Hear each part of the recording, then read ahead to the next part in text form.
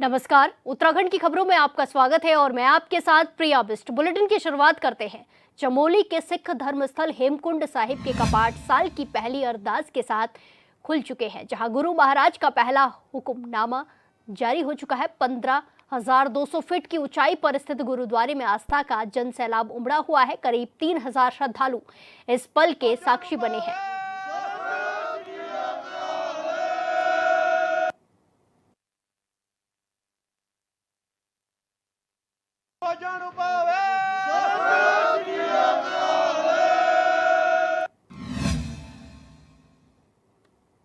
Cabinet मंत्री गणेश जोशी ने PM Modi के मन की बात के 122वें एपिसोड को सुना और कहा कि मन की बात कार्यक्रम में पीएम मोदी हर बार नए विषयों को साझा करते हैं, जिसके चलते उन्होंने बताया कि कैसे वेस्ट पेपर को रिसाइकल कर उसका इस्तेमाल किया जा सकता है। गणेश जोशी ने कहा कि कार्यक्रम में कई महत्वपूर्ण विषयों को रखते हुए लोगों को जागरूक करने का काम किया गया है।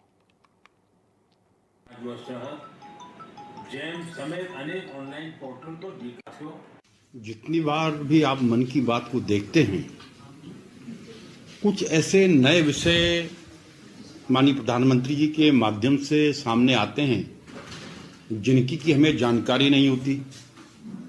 हालांकि उन्होंने कई विषयों पर आज बोला, लेकिन सबसे जो महत्वपूर्ण विषय मैंने देखा कि किस प्रकार जो वेस्ट पेपर है जिसको हम फेंक देते हैं, उसको रिसाइकल करके उसका किस प्रकार से हम उपयोग कर सकते हैं।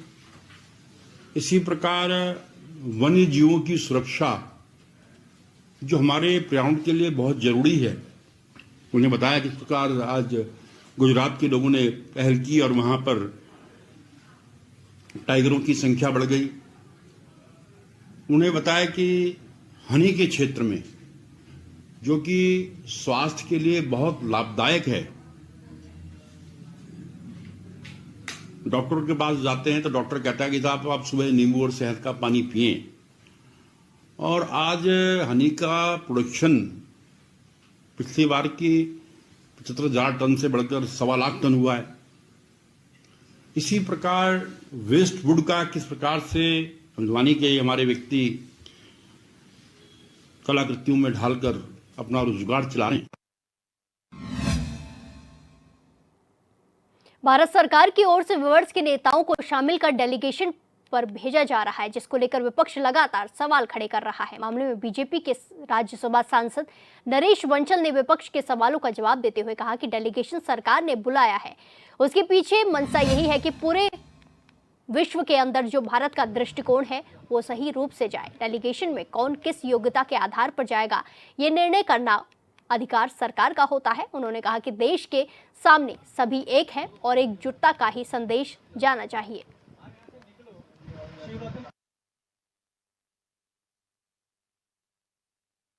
डेलीगेशन सरकार ने बुलाया है और उसके पीछे मंशा यही है कि पूरे विश्व के अंदर भारत का जो दृष्टिकोण है वो सही रूप से जाए और पाकिस्तान की कारगुजारियों को, उसके आतंकवाद को पोषित करने को विश्व के सामने खोला जाए, रखा जाए। तो उसमें कौन किस योग्यता के साथ जा सकता है, ये निर्णय करने का अधिकार सरकार का होता है। सभी दलों से नाम भी मांगे जाते हैं, लेकिन उन नामों के अतिरिक्त नाम भी जोड़ दिए जाएं तो उसमें उनको दलों को कोई आपत्ति होनी नहीं चाहिए, क्योंकि देश का विषय है। देश के सामने सब एकजुट हैं और एकजुटता का ही संदेश जाना चाहिए।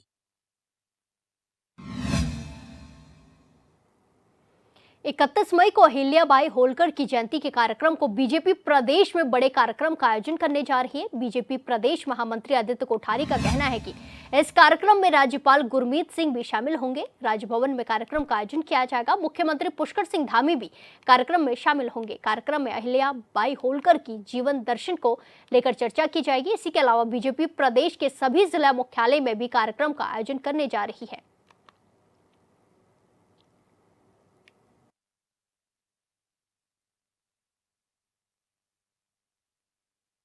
31 मई को देहरादून में प्रदेश स्तरीय सम्मेलन आयोजित किया जा रहा है। तो इस कार्यक्रम के माध्यम से विशेषकर नारी शक्ति के सशक्तिकरण के लिए, बालिकाओं की शिक्षा के लिए और समाज के कल्याण के लिए जो उनके द्वारा कार्य किए गए हैं। उत्तराखंड में भी बहुत सारे स्थान हैं जहां रानी अहिल्याबाई होलकर जी के द्वारा समाज कल्याण के बहुत सारे काम किए गए हैं। इन सब पर प्रकाश डालने के लिए सबसे जनता को रूबरू कराने के संबंध में ये कार्यक्रम हमारे वर्तमान में चल 31 मई का जो कार्यक्रम है वो राजभवन में होगा। महामहिम राज्यपाल उस कार्यक्रम के आयोजक होंगे, क्योंकि ये पूरे देश भर में मनाया जा रहा है। इसमें केंद्र सरकार और राज्य सरकार दोनों इन्वॉल्व हैं और पार्टी के द्वारा भी कार्यक्रम किए जा रहे हैं, सरकार के स्तर पर भी कार्यक्रम किए जा रहे हैं। हरिद्वार जिले के रुड़की में भी कुछ कार्यक्रम राज्य सरकार के द्वारा किए जा रहे हैं। वहाँ भी उनके द्वारा कुछ काम 300 वर्ष पहले लगभग किए गए थे। तो ये सभी कार्यक्रम प्रदेश में किए जा रहे हैं। माननीय मुख्यमंत्री जी, महामहिम राज्यपाल जी, राज्य सरकार के मंत्री, माननीय विधायकगण सभी जगह कार्यक्रमों में सहभागिता कर रहे हैं। इसी के साथ खबरों में आगे बढ़ते हैं। बीजेपी के पूर्व विधायक महेश नेगी पर सन 2020 में लगे दुष्कर्म के आरोप में कोर्ट ने 22 मई को क्लीन चिट दे दी है। वहीं मामले की वकालत करने वाले वरिष्ठ वकील चंद्रशेखर तिवारी ने बताया कि आरोप लगाने वाली महिला पर 2 करोड़ की मानहानि का केस और महेश नेगी की पत्नी ने भी ब्लैकमेलिंग का मामला दर्ज किया है। वहीं पूर्व विधायक महेश नेगी ने कोर्ट से न्याय मिलने पर कोर्ट का आभार जताते हुए धन्यवाद किया।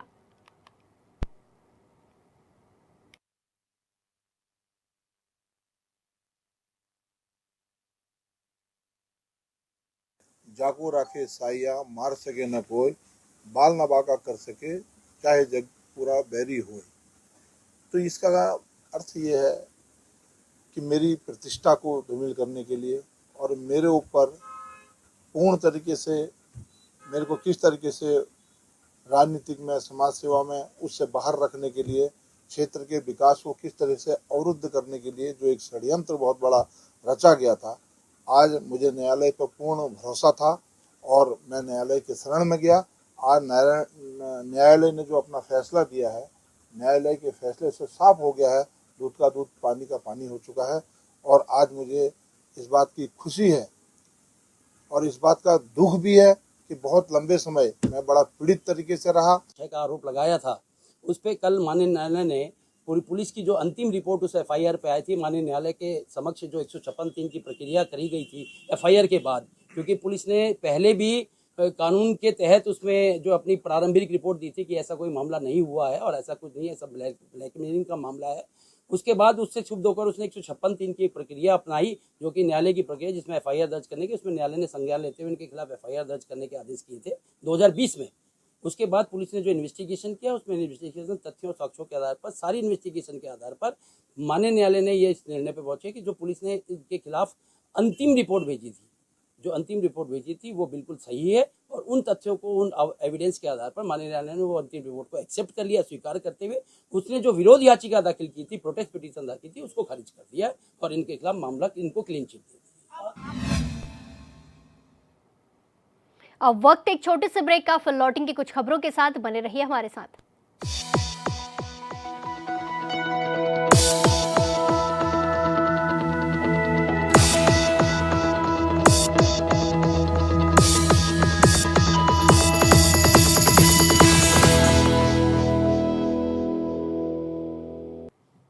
ब्रेक के बाद एक बार फिर से आपका स्वागत है। रुक करेंगे खबरों का। कांग्रेस के बागी विधायक मयूख मेहर ने आगामी विधानसभा चुनाव में पिथौरागढ़ विधानसभा से कई सीटों पर अपने प्रत्याशी उतारने की बात कही है। उन्होंने कांग्रेस प्रदेश अध्यक्ष से माफी मांगने के बाद ही पार्टी में वापस आने की बात कही है, जिस पर कांग्रेस प्रवक्ता प्रतिमा सिंह ने सवाल खड़े किए हैं। उन्होंने मीडिया से बात करते हुए कहा कि मयूख मेहर का इस्तीफा अभी तक प्रदेश अध्यक्ष के पास नहीं पहुंचा है, ऐसे में उनका ये बयान बिल्कुल निराधार है।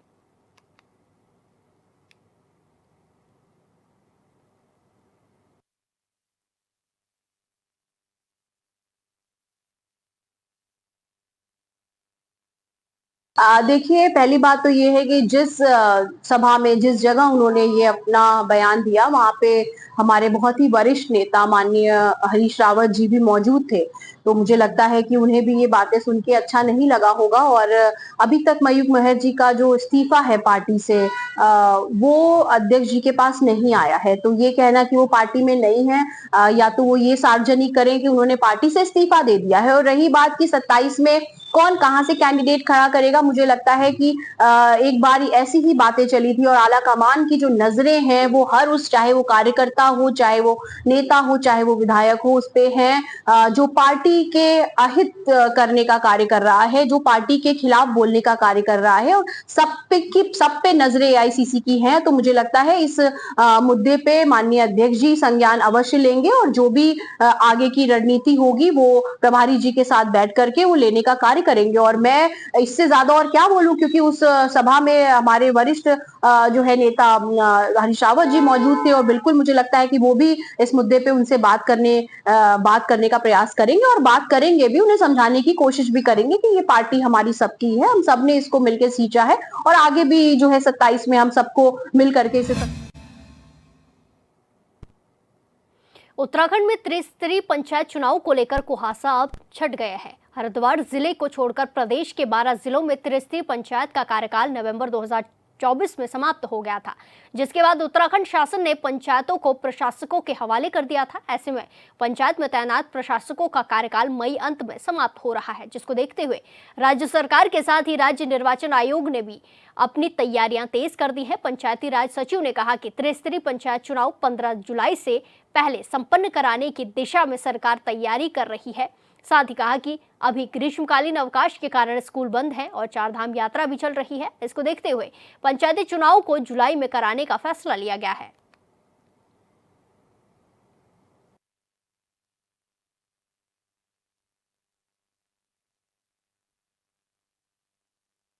सर 12 जिलों में जो पंचायती चुनाव है उसको लेकर के क्या तैयारी है, क्या डेट की घोषणा होती है, कब ये होगा और कितनी तैयारी है? त्रिस्तरीय पंचायती राज व्यवस्था के अंतर्गत उत्तराखंड में 12 जिलों में चुनाव कराए जाने हैं, जिसके लिए सरकार के स्तर पर अपनी तैयारियां चल रही हैं और माननीय उच्च न्यायालय में भी हमने एफिडेविट के माध्यम से भी अवगत करा दिया है कि जुलाई माह में हमारे यहाँ निर्वाचन प्रस्तावित है। जुलाई में यहाँ सारी चीजों को फैक्टर इन किया है इसमें। जैसे अभी इस समय पूरे गढ़वाल क्षेत्र में हमारी चारधाम यात्रा पीक पर चल रही है। ये यात्रा धीरे धीरे जुलाई जून के लास्ट तक आते आते थोड़ी शिथिल पड़ने लगती है।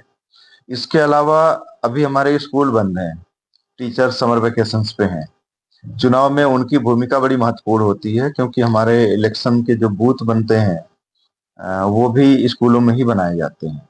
स्कूल ओपन होंगे हमारे 1 जुलाई को, इसलिए हमने एक इस तरह से तैयारी की है कि, और जहां तक आपका प्रश्न है बारिश का, जुलाई में बारिश एक तरह से शुरुआत हो रही होती है, इसलिए हमने कोशिश की है कि 15 जुलाई से पहले इस निर्वाचन प्रक्रिया को संपन्न करा लिया जाए। प्रधानमंत्री नरेंद्र मोदी की मन की बात कार्यक्रम पर कांग्रेस ने सवाल खड़े किए हैं। कांग्रेस प्रवक्ता प्रतिमा सिंह ने कहा कि पीएम मोदी सिर्फ मन की ही बात करते रहते हैं, लेकिन अपनी मन की बात में आज तक उन्होंने महिला अत्याचार, रोजगार, शिक्षा, स्वास्थ्य व्यवस्थाओं पर कोई भी बात नहीं की। आज देश में महिला अपराध में वृद्धि हुई है, युवाओं के पास रोजगार नहीं है, राज्य में स्वास्थ्य व्यवस्था फेल हो चुकी है, लेकिन प्रधानमंत्री इन सब बातों पर ध्यान न देकर सिर्फ अपनी मन की ही बातें करते रहने में व्यस्त हैं, जबकि आज राज्य में इन सभी विषयों पर कार्य होना चाहिए था।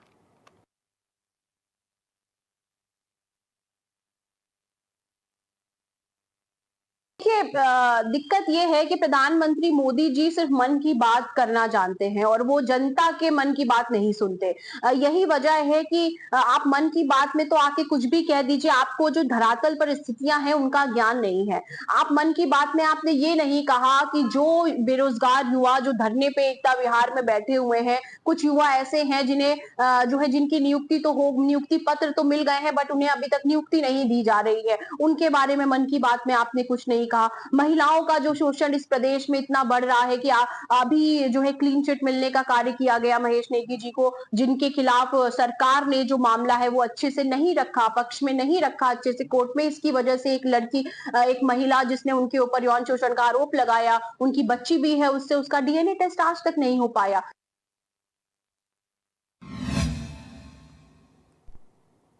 खबर चमोली जिले की है, जहां मुख्य विकास अधिकारी अभिषेक त्रिपाठी ने 21 जून अंतर्राष्ट्रीय योग दिवस के अवसर पर भराड़ीसैंण में आयोजित होने वाले कार्यक्रम के सफल संचालन को लेकर विधानसभा परिसर में संबंधित अधिकारियों के साथ बैठक करते हुए आवश्यक व्यवस्थाएं चाक चौबंद करने के निर्देश दिए। उन्होंने बताया कि 11वें अंतर्राष्ट्रीय योग दिवस के अवसर पर उत्तराखंड की ग्रीष्मकालीन राजधानी भराड़ीसैंण में मुख्य कार्यक्रम आयोजित किया जाएगा, जिसमें कई राष्ट्रों के राजदूत भी प्रतिभाग करेंगे।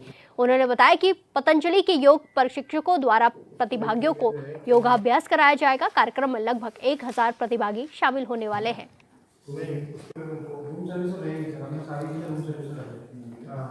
कि 11वां अंतर्राष्ट्रीय योग दिवस 21 जून को मनाया जाना यहाँ पर निर्धारित हुआ है भराड़ीसैंण झारखंड में। ये अंतर्राष्ट्रीय योग दिवस के अवसर पर यहाँ पर विभिन्न राष्ट्रों के राजदूत भी आने हैं और अन्य विशिष्ट अतिथि भी आएंगे और यहाँ पर लगभग 1000 प्रतिभागियों के द्वारा यहाँ पर योगाभ्यास करके आयोजन किया जाएगा यहाँ पर। तो इसी के लिए संबंधित विभागों के साथ आज बैठक की गई है और उनको जो तैयारी की जानी है उसके संबंध में निर्देशित कर दिया गया है। आगामी 21 जून को आयोजित होने वाले 11वें अंतर्राष्ट्रीय योग दिवस को यादगार बनाने को लेकर टिहरी का आयुर्वेदिक आयुष विभाग पूरी तरह से तैयार है। करो योग रहो निरोग की थीम पर विभाग की ओर से पालिका के रामलीला मैदान में योगासन और भाषण प्रतियोगिता आयोजित की जाएगी, जिसमें स्कूल के छात्र छात्राओं ने बढ़ चढ़कर हिस्सा लिया। भाषण प्रतियोगिता में गुरु राम राय स्कूल की छात्रा प्रीति ने पहला और पुरुष वर्ग योगासन में अंशुमन ने पहला स्थान हासिल किया है, जबकि महिला वर्ग में संध्या ने पहला स्थान प्राप्त किया है। जिला आयुर्वेदिक यूनानी अधिकारी डॉक्टर सुभाष चंद्र और डॉक्टर वंदना डंगवाल का कहना है कि योग भारतीय संस्कृति, सभ्यता और ज्ञान दर्शन की अमूल्य धरोहर है, जो स्वास्थ्य के लिहाज से संजीवनी है। लिहाजा आमजन व्यवस्था के लिए योग का महत्व को समझे और दैनिक दिनचर्या में योग को शामिल करें। वहीं विभागीय आला अधिकारियों ने बताया कि इस साल योग को यादगार बनाने के लिए ग्राम पंचायत से लेकर ब्लॉक स्तर तक योग संबंधित कार्यक्रम आयोजित किए जा रहे हैं। तो सभी को धन्यवाद कि मैं प्रथम आई हूँ, मुझे बहुत खुशी हो रही है। आज आयुर्वेदिक विभाग द्वारा इस नगर में योग के कार्यक्रम कराया गया, जिसमें सभी ने पार्टिसिपेट किया और लोगों में जागरूकता फैली योगा की, क्योंकि ये तो इतना ज़रूरी है। अगर हम योगा करते हैं तो हमारी सारा ओवरऑल डेवलपमेंट होता है। अगर हम स्वस्थ रहे तो हमारा देश स्वस्थ रहेगा, हमारा देश विकास करेगा। इसलिए मैं तो यही कहना चाहूँगी कि सभी को इसमें अवेयरनेस हर जगह होना चाहिए, ताकि लोग अवेयर हो, इसके बारे में जानें और यह करें और अपने को स्वस्थ रखने की कोशिश। इस बुलेटिन में फिलहाल के लिए इतना ही। बाकी तमाम खबरों के लिए देखते रहिए HNN 24/7। नमस्कार।